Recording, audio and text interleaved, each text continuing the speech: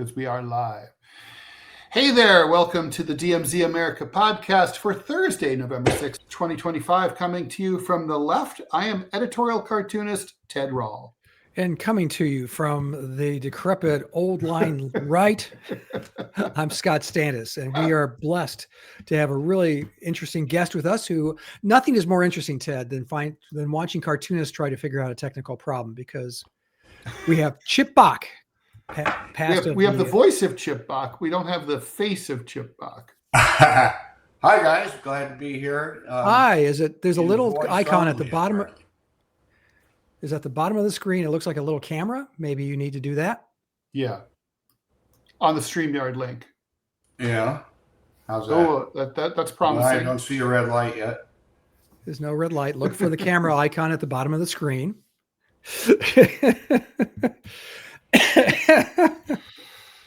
Do you see it? I do not see a camera. I do see a camera icon, and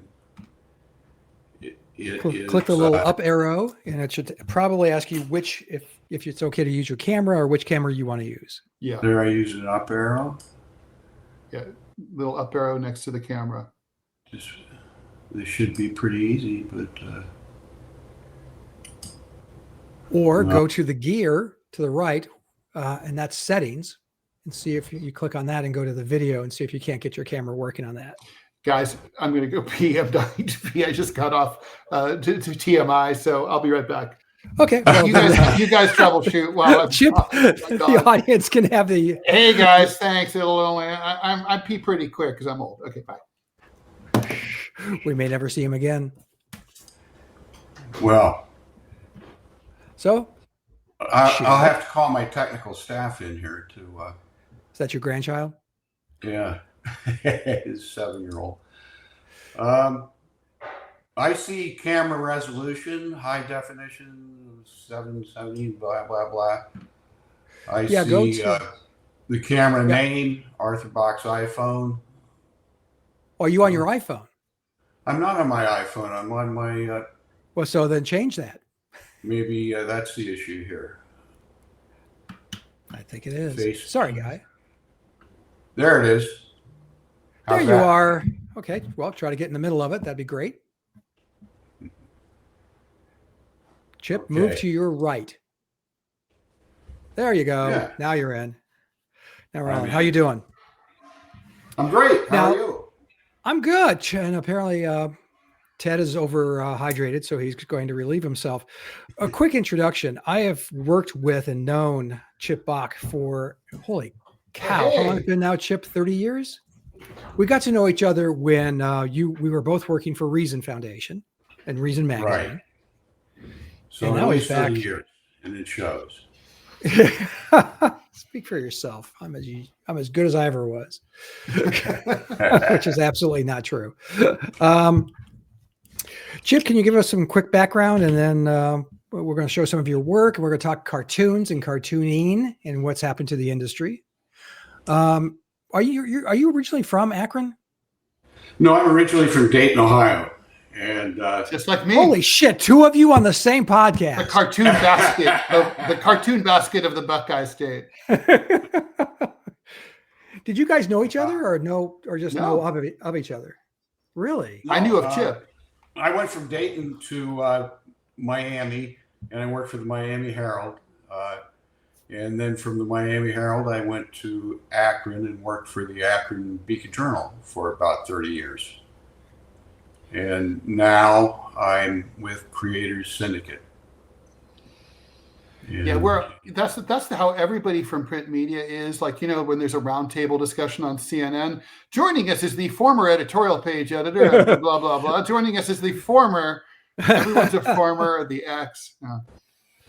Because that's all that's left. That's so weird, because you guys aren't that far apart in age, so you must have.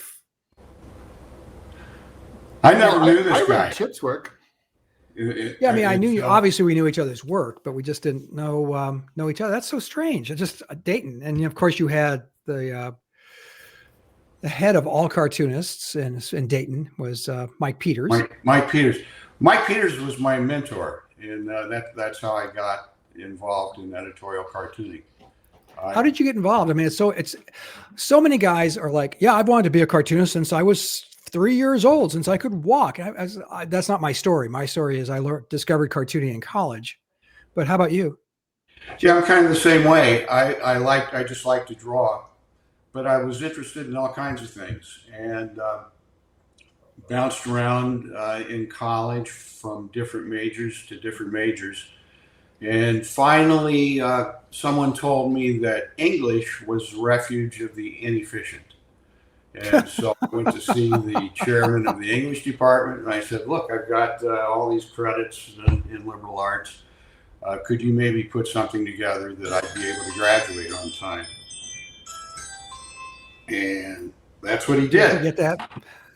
And I did graduate on time. And really, people think it's unusual, but I don't think it's unusual at all, because I like to draw, and I had a keen interest in current events and history and reading. And those two things pretty well define an editorial cartoonist. And so I had the temerity to take some sketches down to the Dayton Daily News to show to Mike Peters, who I had never met. I went down, and in those days, you could just walk into the newspaper building and talk to the guard. He calls Mike Peters up, and I did that and chickened out and turned around and went home. No. Really? Yeah.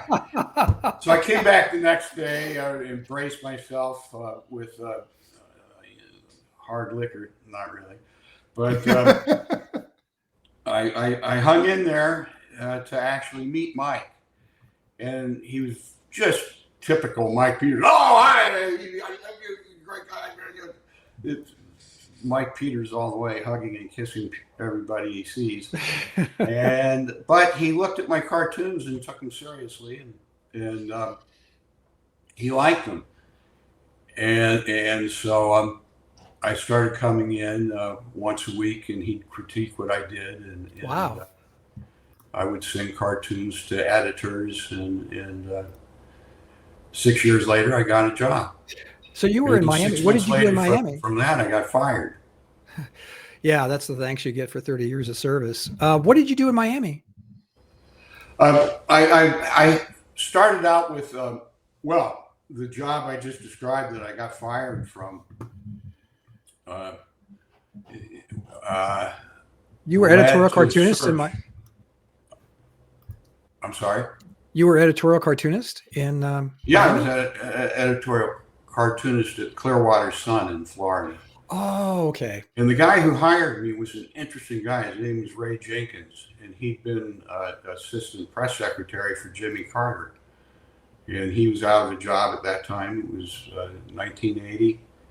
And so he just kind of took an interest in cartoons. He hired me as a cartoonist. It was a small paper, 30,000 circulation. I think a lot of the rest of the staff was not happy that a slot was wasted on a cartoonist, but I was. Why would you pay for someone whose work people actually want to see? I mean, that's just exactly. That's where the trouble begins. Well, they figured that out. They have stopped paying for that. How long were you there? I was there for 6 months, and things went great. Ray would, I'd spend a couple hours sometimes a day just shooting the shit with Ray Jenkins, who had a vast history as editor of the Montgomery Advertiser. He knew all the people in the South. He did the Freedom Rides. Wow. And it was just really interesting. He said I had to do 4 cartoons a week on local issues, meaning Pinellas County and Florida would be local issues. And so I did that, and then I would do another cartoon just to build my portfolio for my next job. So that went along fine until Ray took a job with the Baltimore Sun. And the new guy who came in told me I could keep my job, but all my work had to be on local cartoons. And by local cartoons, he meant Pinellas County, not even outside of Pinellas County. Wow. So it didn't take very long for me to offend everyone he wanted to impress and major advertisers, and he fired me. So my job lasted six months. Oh, So from that's that, I went in to see the local ABC station in Tampa, and I talked to the news director, and I said, you really need an editorial cartoonist who does animated editorial cartoons and show them on your station and have some opinions, and people would be interested in that. To my amazement, he said, "Okay, that's a good idea." Oh, whoa. I said, "Well, first I have to learn how to do animations." Oops. And so he introduced me to the weatherman, and the weatherman had this elaborate, weather computer, and he taught me how to do animations on his weather computer. I produced a few animations. Wait, did you have to stand in front of a green screen and be like? Well, by the time I was ready with some animations to actually go to work, the news director got fired. So I took these animations down to Miami, where they were starting the first online news service. This predated what we have now, and they hired me. They hired me to do that. And in the meantime, I had been doing freelance cartoons with them.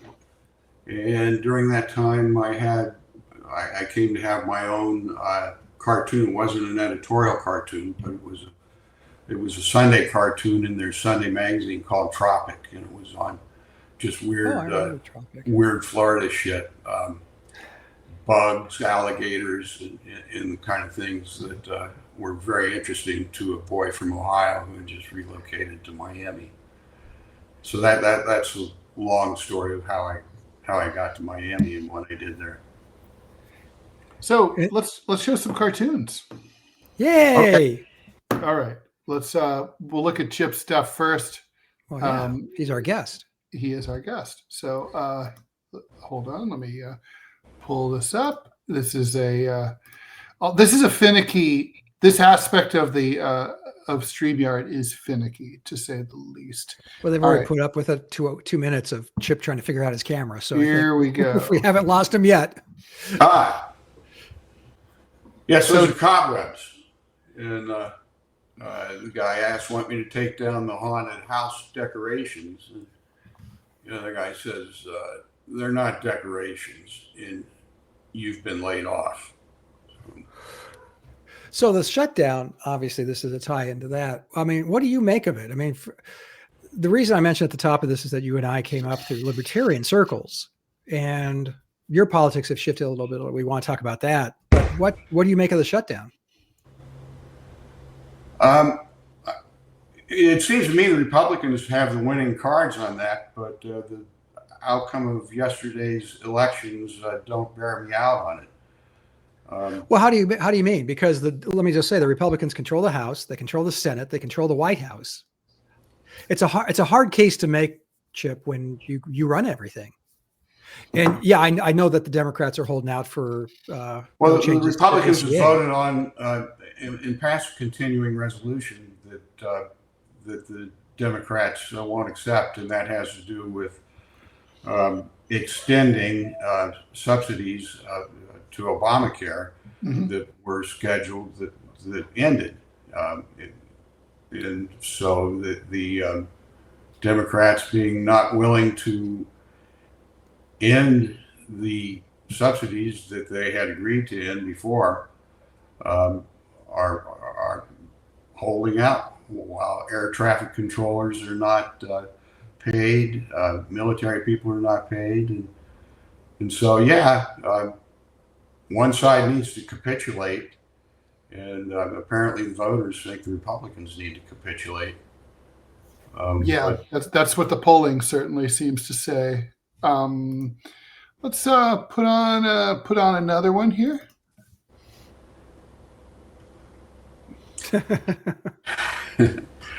So this is a very interesting situation. I personally, I'm on the right side of things for the most part. Actually, I guess I'm more on the classical liberal side of things. And one of the first things I was taught in econ class in one of my experiences in college was that tariffs are bad. And there was an economist named Ricardo who everyone in economics seemed to agree with at the time, that his idea was that countries that make things well should do that, and countries that make other things better should buy those things from the countries that make things well. And that's how the economy works. And Trump doesn't seem to see it that way. And Ronald Reagan did see it that way. And he, at the time, he wanted to put a tariff on Japan temporarily, and he was not happy. I can't say he was ashamed of himself for it, but he went out of his way to explain himself, and that's what this was all about. He gave a long history of why free trade is important and why it's good and why I'm doing this one temporary thing in Japan. And so the government of Ontario, who, as we all know, has been slammed with tariffs by Trump, put together this little video of Reagan, actually Ronald Reagan, giving a speech about why free trade is important and tariffs are bad. Drove Trump insane, and he pressured the Ontario government, and they pulled the video. So I got the guy saying Trump just censored the Gipper. Yeah, that's been my complaint about this administration, is that they're not conservative, that they're not, classical conservatives, as you describe yourself, and I would describe myself as. They don't mind imposing government fiat into a bunch of different sections. The tariffs are a terrible idea and totally anathema to free markets, as I perceive them. So I've had this. The tariff issue has been one that's really energized me. I know I sound like a cartoonist from the 1880s. Sorry, did that. But the tariff issue really has been, I think, horribly handled. The Supreme Court looks like they'll probably overturn it, which they should, because the Constitution is extremely clear on this issue. Let's look at another one, Ted, if you don't mind. Okay. Yeah, for sure.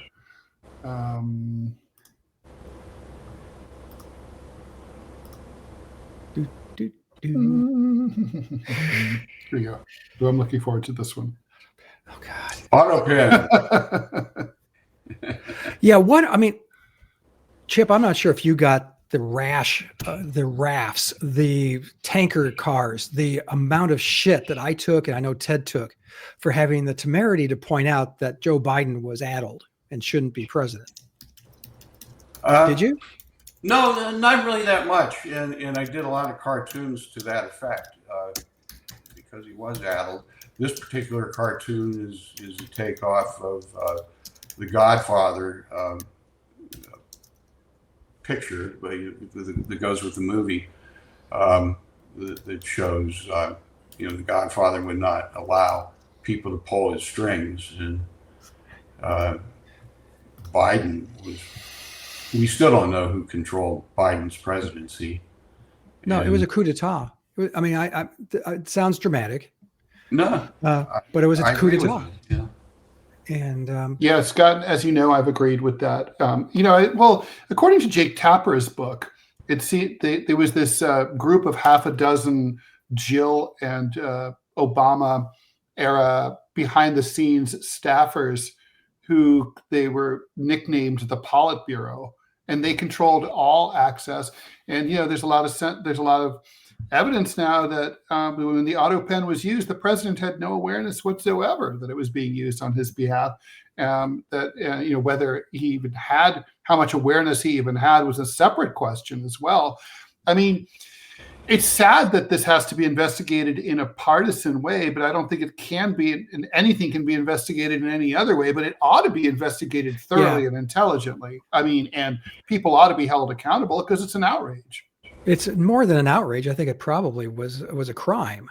And in this instance, I mean, yeah, the Republicans are, unable to have Watergate type hearings where you had serious men, but some women, but serious people doing serious governing and serious investigation, because this needs to be investigated. I think that's a good point by both of you guys. It also, everything has to be partisan now. And everything always has been partisan. We shouldn't fool ourselves. But between this, who ran the Biden administration and the lawfare issue is just going to be a total partisan thing. I felt that Trump was unfairly attacked with ridiculous claims to try to make him broke and ruin him, and with the goal of him not running for re-election. And he amazingly overcame all that. And now he's doing the same thing to his tormentors. This is the new normal. It's what everybody's going to do. And I mean, it kind of like the new normal. Yeah. The Democrats kind of drove him crazy. Literally, they made him nuts in 2016 when they pinned the Russia stuff on him. And he said it, like, basically he felt like he had to overcompensate and being hard on Russia because of these false accusations. And then now, I mean, he was beaten up for 4 years in the courts, no question about it. And now, I mean, some of it was legit, mostly not. And they never went after him on the stuff that was legitimate, like emoluments. And now he's just bloated for bear, and he's just after retribution. Right. And the Russiagate thing is a great example. I mean, Chip worked on a newspaper. I worked on a newspaper, and we knew there was a liberal slant. There always has been, but it was never to the degree it is now. And Chip, I'm not sure if you read the Columbia Journalism Review article. It was a 2-part series on the New York Times coverage of Russiagate, so-called. I did. And they knew that it was that was made up, and they kept running the stories. Disgusting. That is disgusting. That is what it's amazing. And they just wouldn't stop when they knew everybody knew, and they still continued with it.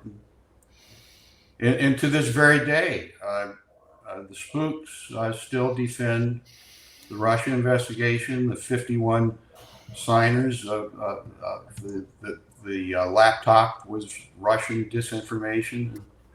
The Hunter Biden laptop. I thought that smelled true from the beginning, and I said it was true. We still have people, Chip. We still have editorial cartoonists who actively support the Russiagate myth, and that Hunter Biden was railroaded somehow. That's a huge free press issue. Also, they shut down the New York Post reporting on it. They shut down the New York Post Twitter feed. The Twitter feed, yes. Well, they shut down Trump's Twitter feed. So. Yeah, the sitting president of the United States. And talk a little bit about this. I assume we're talking about Zoran Mamdani here. Yep.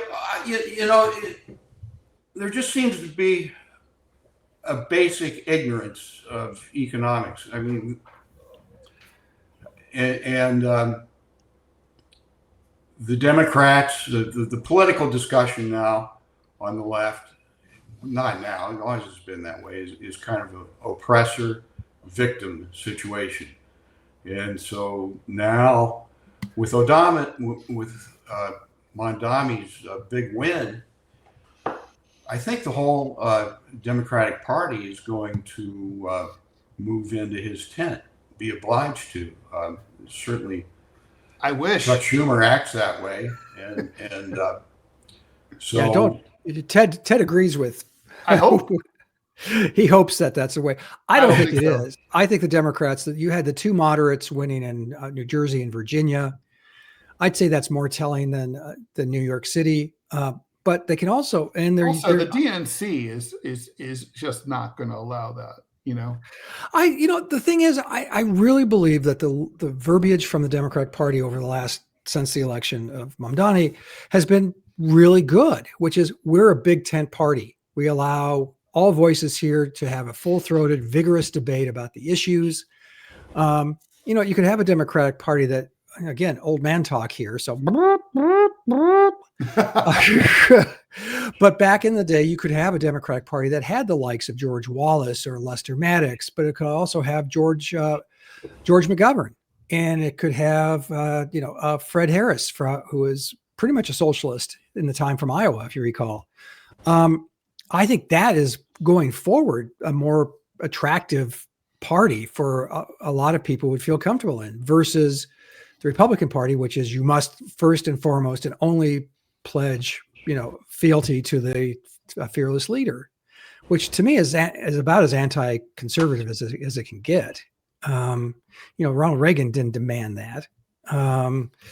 So that's my take. Chip, if you want to pipe in and tell me I'm full of shit, feel free. Well, sure. Trump's recent victory in this last election, to me, was most telling when he came out from one of his court hearings in Manhattan. And there was a huge crowd of people, working people, black people, mainly minorities. And he spoke to that crowd for about half an hour, maybe longer. I watched it on TV and I thought, this guy is getting through to these people, and it's not a traditional Republican hearing. And that goes back to your idea that he's not a conservative, Scott, and he's not. He does what works, and really both these guys. So that meant something to people in New York. It meant something to not so much New York, I guess, as just working class people that the Democratic Party had kind of left behind and went for the highly educated, wealthy people, developed an appeal to them, and Trump picked these people up and won the election. Yeah, I'm not sure his policies are doing so great right now. The numbers certainly aren't. And I'm not sure if you saw President Trump last night say that the economy is doing just great. Well, if you go buy groceries, if you buy gasoline, if you go buy a cup of coffee, it's not doing great. It would be the opposite. And the numbers certainly seem to be going against them. The job creation is anemic at best. GDP is very slow now. We're not in negative numbers, thank goodness. But I don't know. And I've never cared. I've made no qualms about this. I've never been a Trump Republican, and I understand his appeal, but I don't. But then I don't, because I really do want the best and brightest to be the president of the United States. Now, this last election cycle, let's be perfectly clear. In 2024, there was no. Actually, Ted and I had. Ted Oliver. Not Oliver North. No, Oliver. No, he was a libertarian candidate. Something Oliver, right? Wasn't it? Was it his last name Oliver? I'm sorry. God, I feel old. Anyway, I'll look it up. He was fantastic. Chase Oliver. That's what it was. Chase Oliver, and he was fantastic. And I'm thinking, I actually voted for him in 24. And I voted for Dr. Jill Stein. Look, honestly, the race should have been between those two. Yeah, because they were both engaged, seemed to know what they were talking about, weren't playing the identity politics. In fact, he came on our podcast like you're on now, Chip, and he came on with the backdrop, it says Chase Oliver for president. It was very official. And then he walks on camera and he's wearing a hoodie. We're going, wow, he could be senator from Pennsylvania. I gave him shit for I said, thanks for dressing up, man. He goes, well, I just came back from a cleanup, and I was mentioning he's gay. He's one of the organizers of the Gay Pride Parade in Atlanta, and he was out there the next day helping to clean up. Now, could you imagine for a moment Kamala Harris or Donald Trump cleaning up after a parade they had organized? No. Yeah, I mean, and Jill Stein got all this reputation for being nuts. She came to an editorial board meeting at the Tribune, at the Chicago Tribune, and she was none of the above. I disagreed with everything she said, but she wasn't crazy. Like, and the Hillary people are the ones who push that narrative, by the way, Ted. Oh, that I she was know. crazy, stupid, unqualified. Well, Hillary was the most qualified person ever in the history of humanity to run for public office. Mhm.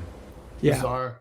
Sorry, I went on a tangent there. I'm going to put up. No, your comments about Trump in this election are good. The Wall Street Journal today has an editorial taking him to task. Trump was claimed the reason the election went so well for the Democrats and poorly for the Republicans is that he was not on the ballot. And the Journal's case was, oh yes, he was on the ballot. Oh yeah, not in writing. That's true. This was a vote against Donald Trump as much as anything else. Yeah, well, but the thing is, Trump wasn't really out there, was he? He didn't campaign for the Republican much in New Jersey. He didn't campaign for the Republican much in Virginia, which really surprised me. And he kind of gave a tacit endorsement of Cuomo in the last week of the mayoral race. This is funny. That's we going on to this one. And let's. I want to share. I want to get to the Charlie Kirk one because you apparently there was some commentary about that. Yes, it was pretty crazy. So I drew this cartoon the day he was assassinated, and it ran the next day. And the cartoon is just what it says, that Charlie Kirk's assassination was a turning point, which is the name of his organization, Turning Point USA. And it's a great example of how people who want to be offended will be offended and will manipulate things you say and do to get their way. What was the complaint? This cartoon ran in Newsday on Long Island, and the head of the Republican Party in Long Island and the congressman from Long Island were outraged. By the way, he is a former Long Islander people, for 16 years. Right? He's that congressman is an idiot. Is that King? Yeah. Yeah. Oh, okay. He is an idiot. They should be my colleagues on the right, I would think. So what was his complaint? I'm still trying to see what the complaint was. What did they say was wrong with it? They said it was outrageous, that it was an affront to everything Charlie stood for, that it was an attack on free speech. What? And with no explanations. But Chip, I have the explanation. What it was is that it ran in a newspaper that's a traditional liberal newspaper, more or less. They assumed that you were a liberal cartoonist. They demanded I be fired, that the newspaper retract and apologize and thing. And I said, well, good luck firing me, because I don't work there. I work for a syndicate, and they ran this as a syndicated cartoon.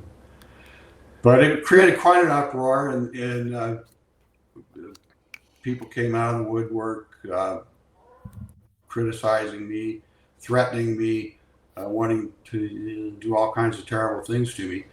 And it just showed me that those kind of people are very much as active on the right side of things politically as they are on the left side of things. 100%. Eventually it all cooled down. I won't argue with you about that. I think it's okay. And you're right. People are looking for excuses to be pissed off at stuff. Well, not to mention it's all contextual, right? I mean, like Chip, if they thought you were a Republican, if they knew you were a conservative, they wouldn't have given you any shit at all. It's like, it's just, they went after you because they assumed, like you said, it ran in a Democratic newspaper. Right. They assumed you were their Democratic cartoonist. And frankly, the congressman is a moron. So he is a moron. Yes. Yeah, but once it gets into the atmosphere and once it gets disseminated, man, and the threats come pouring in, the insanity. This one's great. Yeah, this is funny. Well, yeah, threatened a boycott against the paper, and so say go ahead. Talking real money there, in real against the Daily News. I mean, a Newsday. Newsday, yes. Oh, okay. Because I thought I was thinking if they're having a protest against Akron. Well, no, not Akron. Newsday. And so I had discussions with Newsday about it, and they wanted to let me know they're going to apologize because they don't want to boycott against. What? Did they? I said, well, you can apologize. I'm not apologizing. In fact, good God. My only apology would be that these guys who criticized me didn't listen to what Charlie Kirk had to say and should emulate him. You want to hear something weird? I mean, this is a weird moment. A few weeks ago, I was getting together a group chat with my brothers, and one of them his name is Kirk. So I type in Kirk, and it gives you that whole menu of people with Kirk in their name. I have Charlie Kirk's phone number. And it took me an hour trying to noodle out how in the hell did I get that? He organized a Young Republican meeting where I spoke way back in the day, back in Chicago, when I first got there, actually. And got me into trouble with my editor because we don't talk to partisan groups. I go, why not? That's if we're trying to change minds and influence people, I'll talk to anybody. And I went and talked to the group, but that's how I knew Charlie Kirk. But it was just weird to see that name pop up. Did he have you asking questions? Oh yeah. It was it was very much a free for all. It was about 30 young Republicans and myself, and we disagreed on some stuff and agreed on others, and that's how it should go. And it was very civil. I never felt like I was attacked. And people who disagree with me, shit, Ted is my best friend, and we agree on we like cheese. Yes, a lot. We really like cheese. And that's about it. But we've been friends for 25 years. We've never raised our voices to each other. Never been mad, never hung up the phone in anger. It's always been like, okay, you think this, why? I'm not sure you could have that conversation with a lot of editorial cartoonists. Could you, Chip? Seriously, that you mentioned knowledge of economics, for instance. I can talk to Ted about economics, 19th century philosophy, many things that we should be conversant on. And I can tell you that there's a lot of cartoonists who don't have that ability. That's true. I think I think it's labels, and that's what happened with Newsday. These guys were pasting a liberal left label on them and tried to use my cartoon misguidedly. They had no idea who I was, and what the cartoon was the opposite of their approach. It didn't matter. They were after the label. And I think that as cartoonists, we have to be careful that we just don't become propagandists for some label, and that there's some original thinking behind what we're doing in a cartoon. And the cartoon is a real expression of what we think.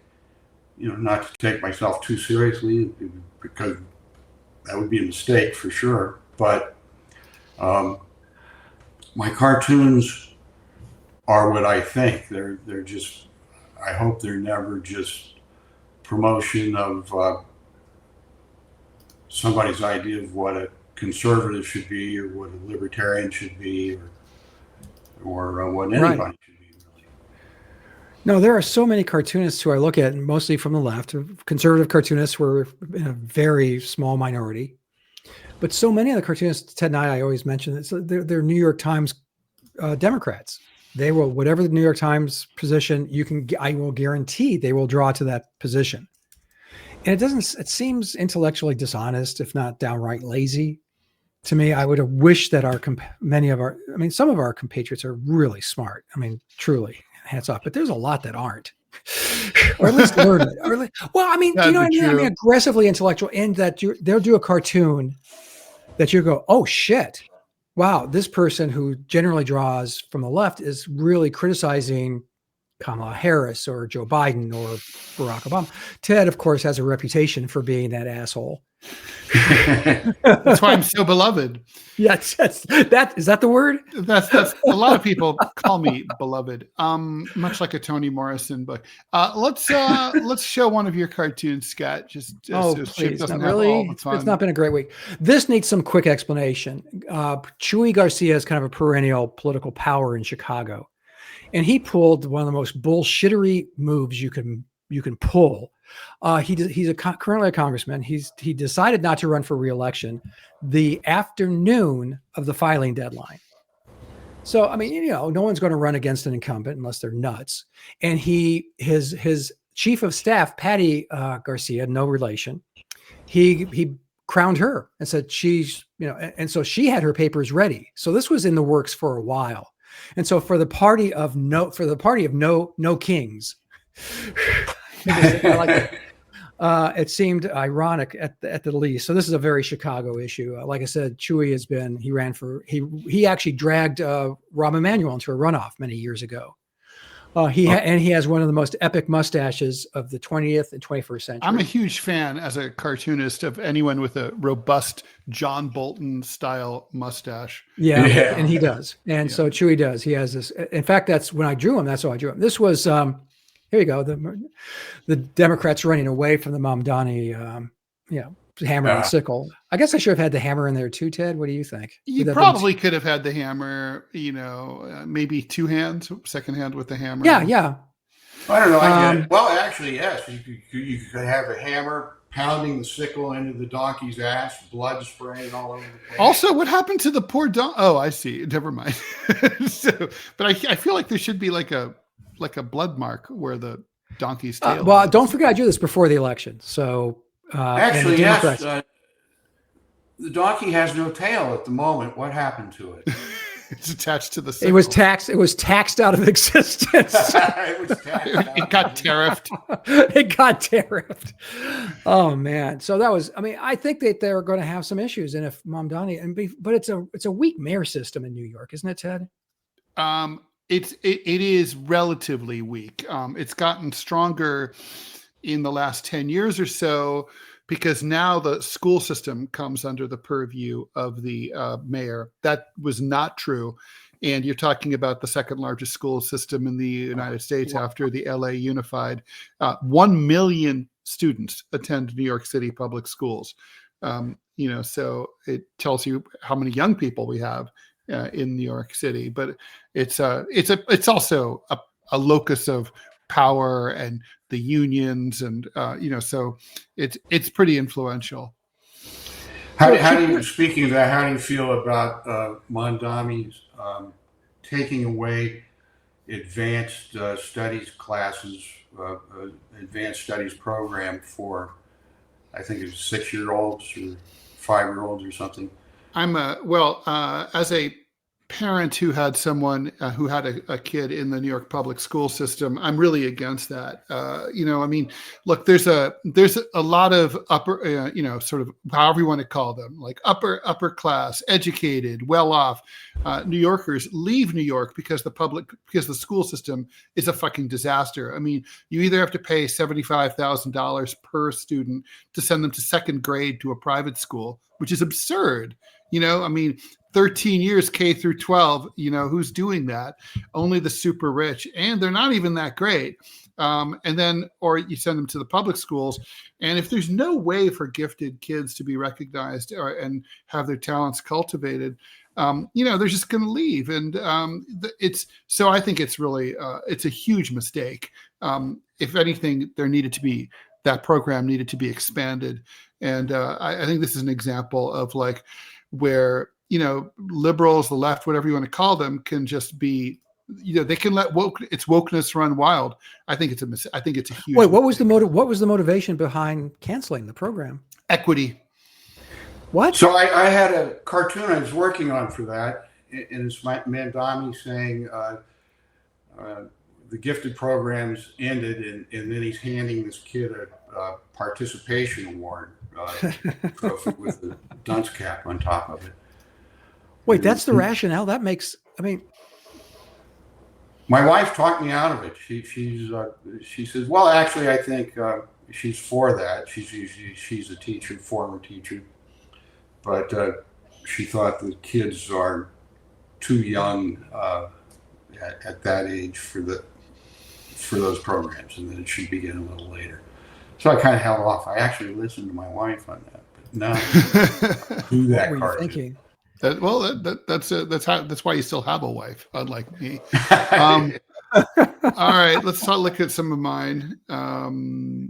So this is kind of like yours, Chip, about the non-essential workers. It was kind of like, I heard that 1 out of 8 Americans receive food stamps, and I'm like, wait, 1 out of 8 Americans are on food stamps? I'm like, that many people are poor? And that's so I kind of just riffed the whole cartoon here.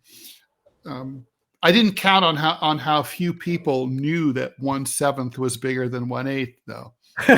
Really? Yeah, that's depressing. It really is depressing. Chip, I'm sure you have a similar story. I'll say mine. Martha Nachman, head of the Department of Human Resources in Alabama, which means that it was child services, welfare, effectively. But she got the job because she was a friend of the governor's wife.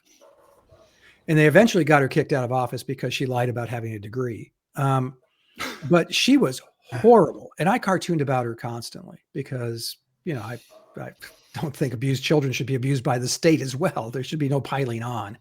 And so I cartooned numerous, Martha Nachman, Nachman. And one cartoon, I had her throwing a child into the mouth of a volcano, looking up from the volcano, because I'm subtle. But because of the angle and so on, I had to hyphenate her name. For the rest of the day, we were getting inundated with calls. What's a natch man? So with you, Ted, 1/7, that's less than 1/8. It was really a little depressing. Here's another one of mine for this week.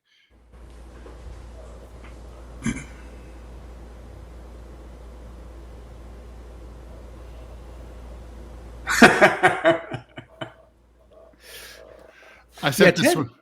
Go ahead, Scott. I know. I was going to say, Ted had some qualms about showing Trump with the gun to his head. I thought he should be pointing it at the guy who's talking. For me, that's Stephen Miller. No. Oh, you don't. But it's like, it was like at a certain point, like Trump's going to run out of people to get even with because he's going after so many. And finally, this is my last one for this week. Is that true that they announced the Ultimate Fighting Championships? Oh, good. Yeah, it's going to be in the White House lawn. Oh, Jesus. A cage. It's going to be on July 4th, too. I mean, like our 250th anniversary of founding of the country. It's idiocracy. There's nothing else to be said. Yeah. Well said. Yes. So, yeah. I love that no one will wonder that about us.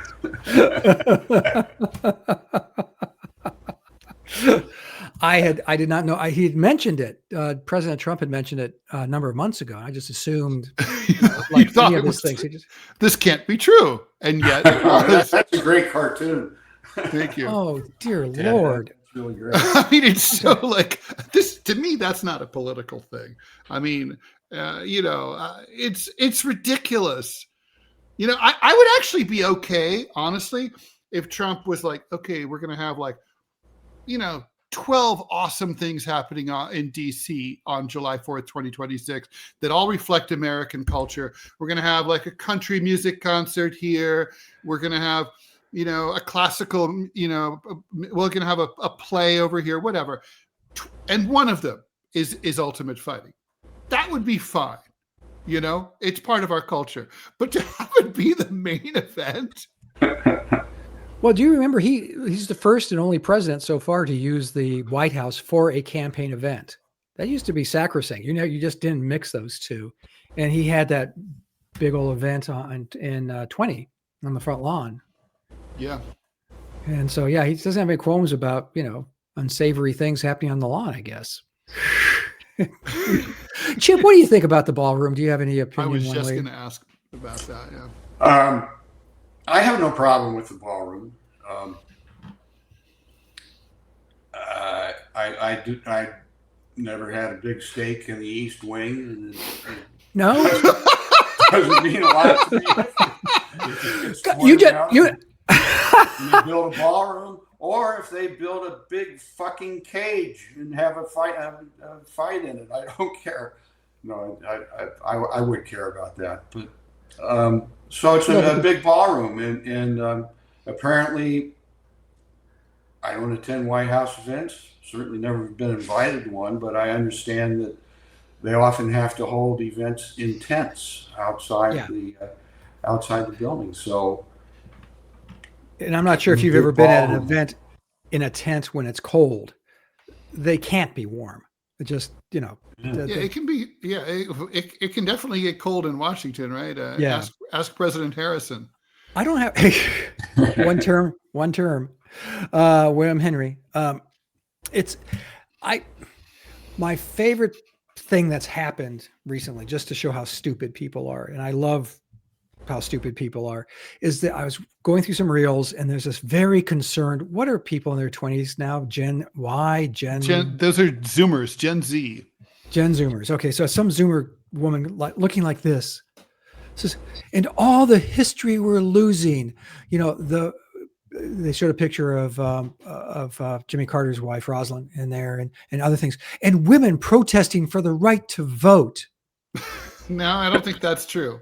Well, because the right to vote was passed in 1919 and the East Wing wasn't built it was built by FDR in 1940. Now, again, Ted, to your earlier point, Americans can't do math, and she just proved or it. even arithmetic, apparently.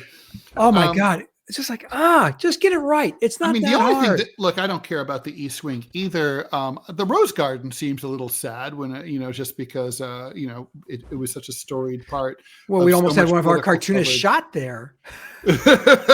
Chip, were you at that event? I was there.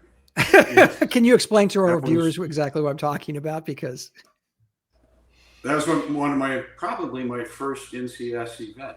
And we're all out in the Rose Garden and AAEC, actually, the Editorial Cartooning. AAEC, yeah. And so Ronald Reagan was a fan of our work. He had us over, and he gave a little speech. And then Sam Donaldson, this was during the build Sam Donaldson, yes. ABC News for people starts screaming questions at him. And who was the president of the AAC at the time? Stands up and says, "Meeting adjourned." And Reagan goes, "Sounds good to me," and starts walking away. Well, Danny, the guy from Columbus. What was his name? Was it Lawson? Oh God, I can see his cartoons. I don't know, but Sam Donaldson had been yelling over our heads in Sam Donaldson fashion at President Trump and yelling questions at him. And this guy stands up. "I move this meeting be adjourned," and they turned off the microphone. But then Danny, how do you pronounce his last name? Ayala. He was a cartoonist for the Philippine Times here in the United States. But No. But after Reagan starts walking away, Danny starts running towards him, walks over I'm not sure how he got over the rope, and Secret Service, like 5 guys tackled him because what he wanted was to give a copy of one of his books to the president. Oh. and he didn't want to, and he didn't think ambling would work. No, he rushed. He stood up and running after the president, which is so that's a special Rose Garden moment. That would have been something. I'm glad it didn't happen that way. I've never been to an event in the Rose Garden. Was it hard to sit in the chairs? Because the reason they put down the marble was that women, especially women who are in heels, could not walk on the grass. I heard that. Well, that's a good way to treat the lawn in the fall. Just have women walk around on it in high heels to hydrate the soil, aerate the soil. That's awesome. I thought you were saying put like they did, just put slabs of marble over it. But so in terms of but I mean the ballroom itself is. I mean, I totally understand the need for a ballroom. I mean, for sure, obviously, it's self-explanatory, but it's weird that the building the ballroom's going to be bigger than the mansion, right? That's some renderings. I don't know that that's true. No, that's objective. That's math, Scott. That's volume. It's going to change the profile considerably. Yeah, it's literally going to be like it's not going to be like the White House that had 2 wings. It's going to be the ballroom that has a White House on the side. Hey, I'm just trying to figure out the 1/7 and 1/8 problem. And you and everyone else. There's calculus, and we have Yeah. We're coming up. I think we're coming up to the end of our show. Chip, thank you so much for joining us here on the DMZ America podcast. It's really fun. Good to see you again. And I'm good that you're doing. It seems like you're doing well, and always a pleasure. So thanks everyone for joining us. You've been watching the DMZ America podcast with me, Ted Rall, Scott Stantis over there on the right. We're back here at a new time. This is 4 years in. We finally figured that we should have a regular broadcast time. So we're now here 11 a.m. Eastern time, 10 a.m. Central time, etc. Every Thursday, immediately following the TMI show on YouTube and Rumble live. And of course, you can stream us anytime. Please take care. And go ahead, Scott. Wait. Before give Chip an opportunity to say, where can we go see his work? Yes, good point. Thank you. Chip, where can we go see your work? Where can we see your work, Chip? Oh, where can you see my work? You can see it at creators.com or bokbluster.com. BOKBLUSTER.com. Cool. All right, Chip, we're going to let you go here, and Scott and I are going to say goodbye to everybody. Thank you, Chip, and we'll talk to you soon. Chip. I appreciate the time. Thank you. All right, Scott, it's time for the musical interlude portion of the what's DMZ America podcast. Think of something quick. Okay, I'll think of a waltz. How's that for in honor of the Trump? A waltz. Wow. Yeah, the Trump ballroom. Bum, bum. Okay. Bum, bum, here we go. Oompa Loompa. Off to the races. Bum, bum, bum. All right, here we go. Bye. Bum, bum, bum, bum. Bum bum bum bum ba ba bum bum bum ba ba ba ba ba ba ba ba ba ba ba ba. Bye everybody.